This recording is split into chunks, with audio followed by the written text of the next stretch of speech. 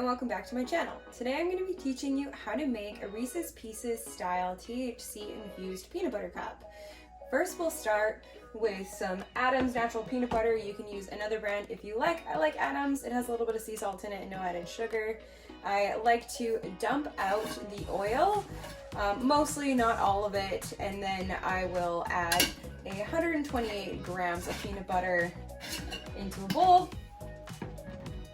like so. And then I've added 1 gram of THC distillate to it. It's 99% pure THC, and I'm making 20 peanut butter cups total. So they're going to be 50 milligrams each. Next, I've added in 1 gram of pure vanilla extract and just stirred it in here.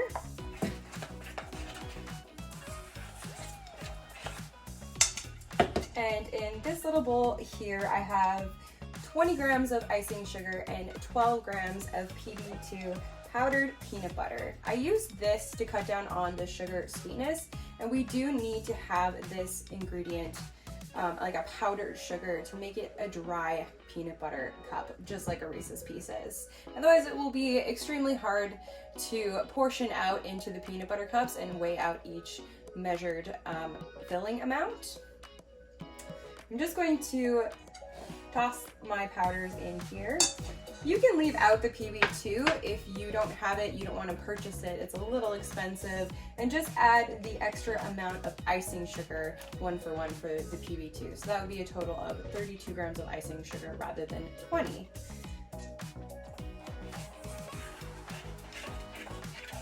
Then I'm going to stir to combine it all, mix it up, make sure everything is perfectly emulsified, there's no powders left.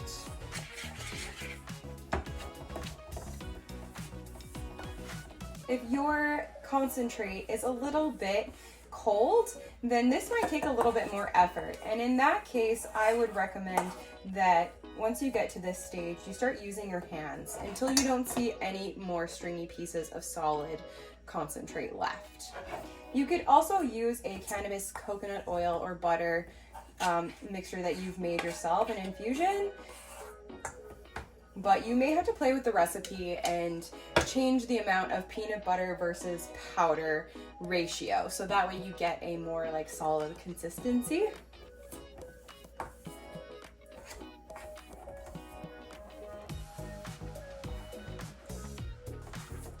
My mixture here is like nice and solid. You could definitely pick this up with your hands at this point.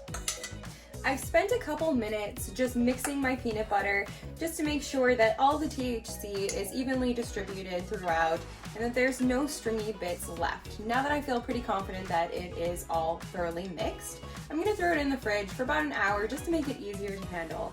This step isn't necessary, but it'll make your life easier. So I'll see you in about an hour.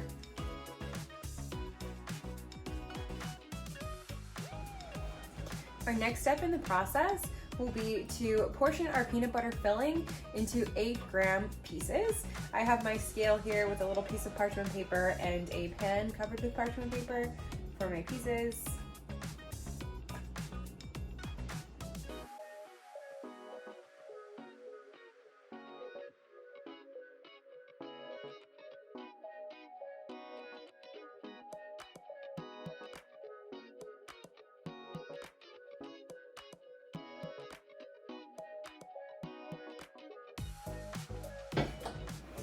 Now I'm going to pop these into the freezer while we melt and temper our chocolate. All right, it's time to temper the chocolate. So I've got some Calibo milk chocolate here. 200 grams usually is enough for 20 peanut butter cups. I've finally chopped it up so it melts nice and evenly. I like to do it in the microwave. You can do it in a double boiler. I got this measuring cup from IKEA. It is super thin walled, so it doesn't tend to overheat the chocolate, but you do need to heat it very gently in short bursts. You want to melt it until it is mostly melted, but still has some chunks of chocolate in it, and then you will use a spatula to finish melting everything together.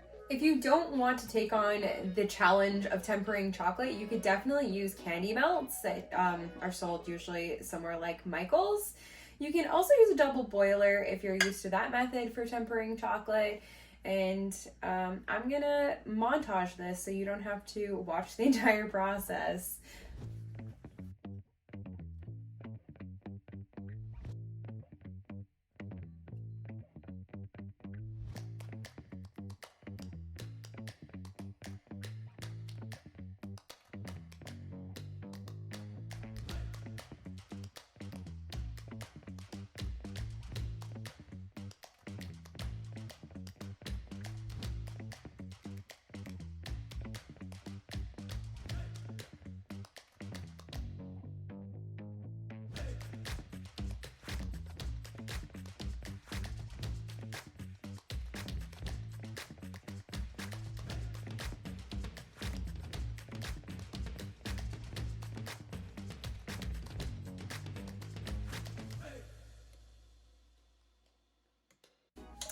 That entire process took approximately 40 seconds or so of microwaving.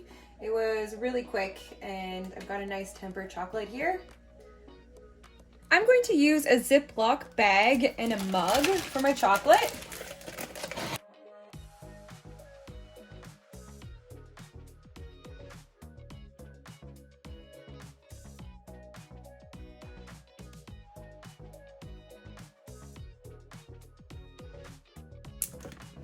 So this will be our piping bag, and I'm gonna throw the mug in the microwave for 25 seconds to heat it up without the chocolate in it to keep our chocolate warm.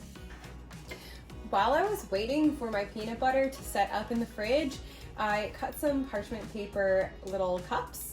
These ones are culinary parchment mini baking cups.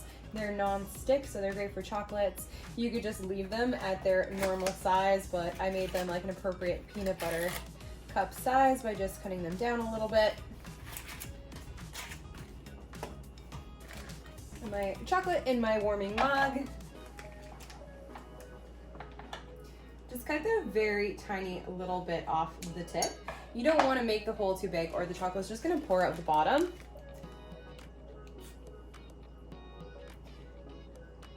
Then I'm going to cover the bottom with chocolate.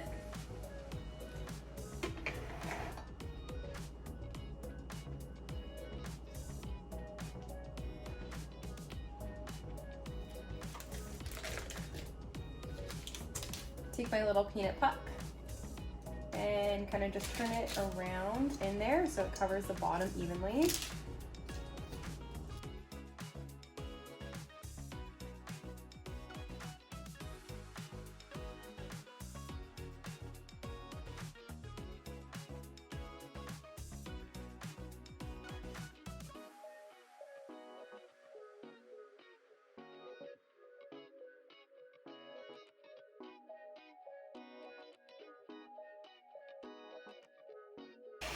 They're all in there now, and we will do the tops.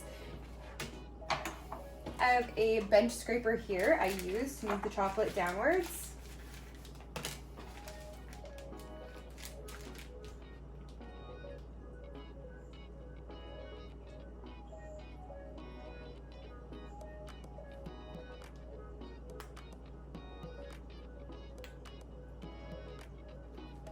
I'm starting in the middle of the puck and just making a circle of chocolate all the way around until I've coated all the sides.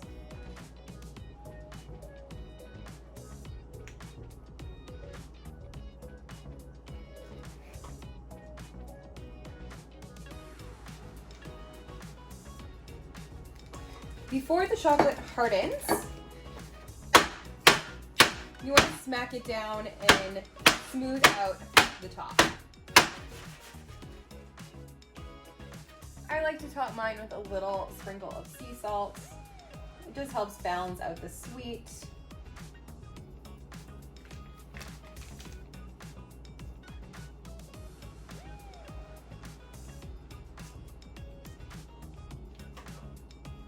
If your chocolate hardens too much during this process, maybe it's taking you a little longer than you had expected, you can throw the bag in the microwave for very short bursts of time, like 5 seconds, and then use your hands to mush up the chocolate in the bag. completed peanut butter cups. I used 200 grams of milk chocolate to do 20 peanut butter cups. I find that it is about 10 grams per peanut butter cup, minus loss. I'm going to pop my finished peanut butter cups into the fridge now just to solidify. You could leave them out, but it will take a little bit longer.